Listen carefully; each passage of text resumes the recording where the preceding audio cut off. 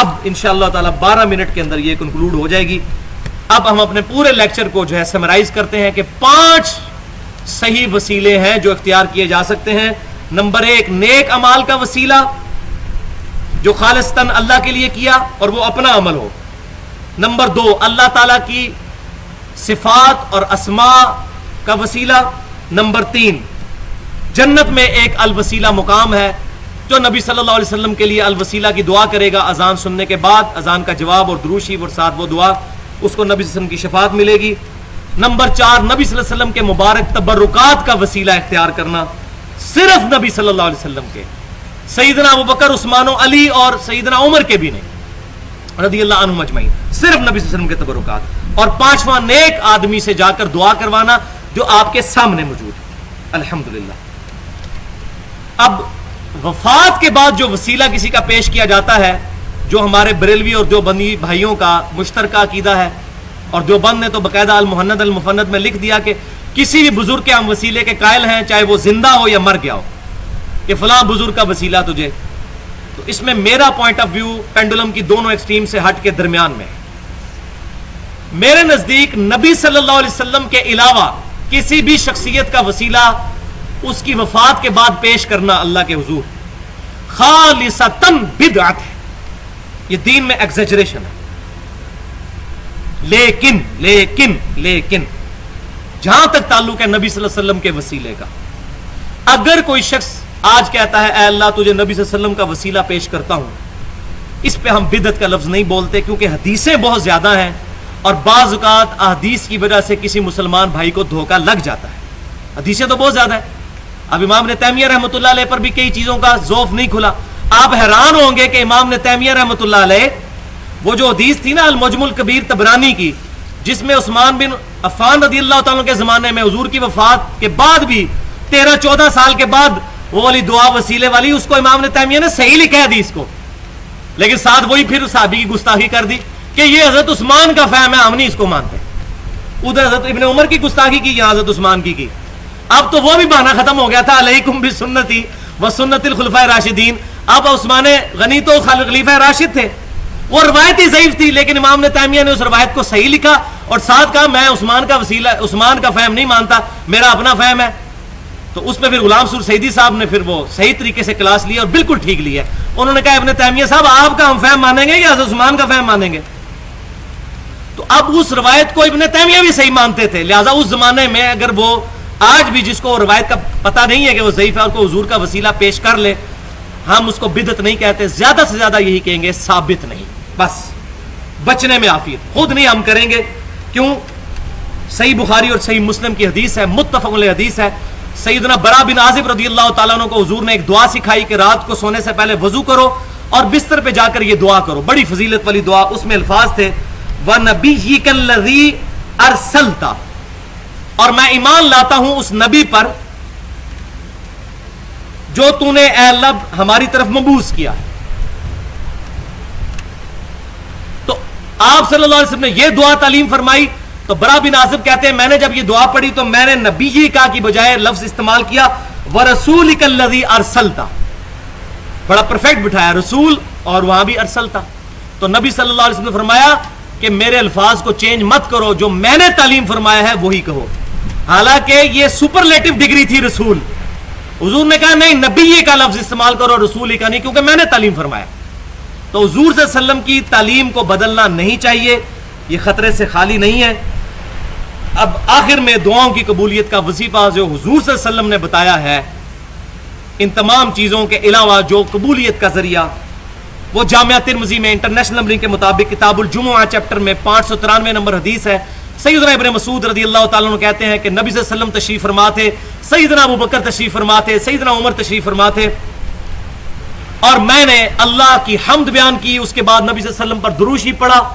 نبی صلی اللہ علیہ وسلم یہ سن رہے تھے، آپ نے فرمایا سل تعطا، مانگ تجھے دیا جائے گا، مانگ تجھے دیا جائے گا. یعنی اللہ کی حمد بیان کی جائے، اس کے بعد حضور صلی اللہ علیہ وسلم پر درود شریف اور پھر دعا مانگی جائے. اور صحیح بخاری اور مسلم میں موجود ہے، نبی صلی اللہ علیہ وسلم نے فرمایا کہ جب تشہد میں بیٹھو اللہ کی حمد بیان کرو، التحیات للہ والصلوات والطیبات، اس کے بعد مجھ پر درود شریف پڑھو اور اس کے بعد جو چاہے اپنے رب سے مانگو. وہ بھی اس کے ساتھ سپورٹیو ہے الحمدللہ. تو اللہ کی حمد بیان کرنی ہے، پھر درود شریف، پھر اللہ سے مانگے تو حضور کی گارنٹی ہے سل تو عطا، مانگ تجھے دیا جائے گا۔ اور دوسری حدیث کتاب الصحف چیپٹر سن نسائی کا انٹرنیشنل نمبرنگ کے مطابق 1292 نمبر حدیث، ماشاءاللہ نمبر بھی بڑا پیارا ہے، 12 بھی اور 92 بھی، 1292 نمبر حدیث۔ زید بن خارجہ رضی اللہ تعالی عنہ کہتے ہیں نبی صلی اللہ علیہ وسلم نے مجھے وصیت فرمائی کہ اے زید مجھ پر درود پڑھنے کو لازم کر لو اور اپنی دعاؤں میں یہ درود پڑھا کرو، اللہم صلی علی محمد وعلی آل محمد۔ اتنا درود شریف، یہ مختصر ترین سیغہ ہے جو ہمارے اہل تشیع بھائی بھی پڑھتے ہیں، صلوات بر محمد اللہم صلی علی محمد وعلی آل محمد۔ یہ درود ابراہیمی کا جو شروع والا پورشن ہے، اللہم صلی علی محمد وعلی آل محمد، یہ مختصر ترین درود شریف سنن نسائی میں ہے، فرمایا اس کو پڑھو۔ اور یہاں یہ بھی حدیث یاد رکھیں، صحیح بخاری اور مسلم کی متفق علیہ حدیث ہے، جب یہ آیت سورۃ الاحزاب کی آیت نمبر 56 نازل ہوئی، ان اللہ وملائکتہ یصلون علی النبی یا ایھا الذین آمنوا صلوا علیہ وسلموا تسلیما، تو نبی صلی اللہ علیہ وسلم نے درود ابراہیمی تعلیم فرمایا جو ہم نماز میں پڑھتے ہیں، یہی ہم نے جنازے میں پڑھنا ہوتا ہے، اور یہی افضل ترین درود شریف ہے، اللہم صلی علی محمد وعلی آل محمد کما صلیت علی ابراہیم وعلی آل ابراہیم انک حمید مجید، اللہم بارک علی محمد وعلی آل محمد کما بارکت علی ابراہیم وعلی آل ابراہیم انک حمید مجید۔ درود شریف کے فضائل پہ میرا پورا لیکچر 70 منٹ کا اہل سنت پاک .com پر فضائل درود و سلام کے نام سے پڑا ہوا ہے۔ اب ایک ایمان سوز بات میں آخر میں کرنا چاہتا ہوں، اس کے بغیر یہ لیکچر مکمل نہیں ہونا تھا۔ بڑے افسوس کی بات ہے کہ ہمارے بھائی یہ کہتے ہیں دی اللہ تعالیٰ تک پہنچنے کے لیے ایک سیڑھی کی ضرورت ہے۔ دیکھیں ہم کسی صدر کے پاس جانا ہوتا ہے تو اس کے آگے وزیر اعلیٰ ہوتے ہیں اور یہ مشیر ہوتے ہیں، ڈائریکٹ کون صدر تک جا سکتا ہے؟ تو اللہ تعالیٰ تک پہنچنے کے لیے بھی کسی وسیلے کی ضرورت ہے۔ ہاں جی ہم بھی مانتے ہیں، وہ وسیلہ آ کے جا چکا اپنی تعلیمات دے کر، صحیح بخاری میں موجود ہے، نبی صلی اللہ علیہ وسلم نے فرمایا اللہ تعالیٰ جس کے ساتھ بھلائی کا ارادہ فرماتا ہے اس کو دین کی فقہ عطا فرما دیتا ہے، اللہ تعالیٰ عطا فرماتا ہے دین، اسی کانٹیکسٹ میں بات ہو رہی۔ اور میں تقسیم کرتا ہوں، نبی صلی اللہ علیہ وسلم دین تقسیم کر کے ہمیں جا چکے دنیا سے، اللہ کی جنتوں میں زندہ ہیں، ہم نے اب اس دین کو فالو کر رہے ہیں، تو وسیلہ ہے۔ لیکن یہ نہیں ہے کہ آج بیٹھ کے ہم بزرگوں کے وسیلے پیش کر رہے ہوں، آج آپ صلی اللہ علیہ وسلم موجود ہوں یا کوئی بھی نیک آدمی موجود ہو اس کے پاس جائیں دعا کروائیں۔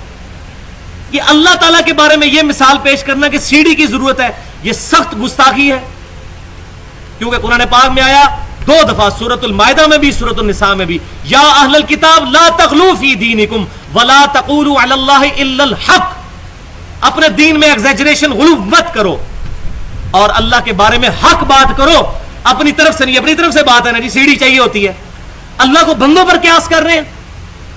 اب میں پھکی دینے لگا ہوں علم الکلام سے، اب جواب دیں اس کا، اگر کسی کو بات ہضم نہ ہو مجھے یہ بتائیے، پوری پاکستانی قوم کسی شخص کے خلاف جھوٹی گواہی دے دے عدالت میں جا کر، کیا چیف جسٹس آف پاکستان اس شخص کے خلاف فیصلہ نہیں کر دے گا؟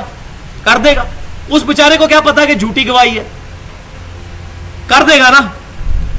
اور زمین و آسمان کی مخلوقات مل کر کسی شخص کے خلاف جھوٹی گواہی اللہ کے پاس پیش کر دیں، کیا اللہ بھی فیصلہ کر دے گا؟ کرنا چاہیے نا جی، اللہ کو بھی جج پہ قیاس کریں نا۔ اب یہ وہ علمی جواب ہے، علم الکلام، منطق سے، لاجک سے، فلسفی سے۔ اب بھی کہیں نا جی سیڑھی چاہیے ہوتی ہے، تو دیکھیں جی وہ جج بھی فیصلہ کر دے گا تو اللہ بھی کر دے گا، اس کا مطلب ہے اللہ کو بندوں پر قیاس نہیں کرنا۔ وَلَا تَقُولُوا عَلَى اللَّهِ إِلَّا الْحَقَّ۔ اب میگنا کارٹا آخر میں یہ آیت ہے، آیت نمبر 14، میگنا کارٹا انسانیت کا، جو 17ویں صدی عیسوی کے اندر انگلینڈ میں یہ رول بنا تھا کہ ہر شخص حاکم وقت سے جا کر مسئلہ اپنا ڈسکس کر سکتا ہے، اس کو میگنا کارٹا کا نام دیا تھا۔ میں نے اس سے یہ لفظ لیا ہے کہ انسانیت کا میگنا کارٹا سورۃ البقرہ کی آیت نمبر 186 ہے، وَإِذَا سَأَلَكَ عِبَادِي عَنِّي فَإِنِّي قَرِيبٌ۔ اے محبوب صلی اللہ علیہ وسلم، جب میرے بندے آپ سے پوچھتے ہیں میرے بارے میں تو فرمائیے میں بالکل تمہارے قریب۔ اللہ اکبر، نحن اقرب الیہ من حبل الورید، ہم تو رگے جان سے بھی زیادہ تمہارے قریب ہیں، اپنی شان کے لائق، عرش پر مستوی ہوتے ہوئے بھی ہماری رگے جان سے قریب ہے ہمارا رب۔ اجیب الدعوۃ الداعی اذا دعان، قبول کرتا ہوں پکارنے والے کی دعا کو جب وہ مجھ سے دعا کرتا ہے۔ لیکن شرط کیا ہے؟ فَلْيَسْتَجِيبُوا لِي، لیکن ون وے ٹریفک نہیں چلنی چاہیے، ان کو بھی چاہیے میرا حکم مانے، وَلْيُؤْمِنُوا بِي، اور مجھ پر ایمان لائیں جیسا کہ ایمان لانے کا حق ہے، لَعَلَّهُمْ يَرْشُدُونَ، تاکہ یہ لوگ کامیاب ہو جائیں۔ تو یہ ہے وہ بات کہ میرے بندے پوچھتے ہیں تو بتاؤ میں تمہارے بالکل قریب ہوں۔ کوئی پروٹوکول نہیں اللہ کی بارگاہ میں جانے کے لیے سوائے اس کے کہ اللہ کی حمد اور نبی صلی اللہ علیہ وسلم پر درود شریف اور وہ 5 صحیح وسیلے اور توسل کے ذریعے جو میں نے بیان کیے۔ الحمدللہ یہ ہمارا لیکچر آج کا مکمل ہوا۔ اللہ تعالیٰ سے دعا ہے جو حق بات میں نے بیان کی ہمارے دلوں میں راسخ فرمائے۔ اگر جس بات میں میرے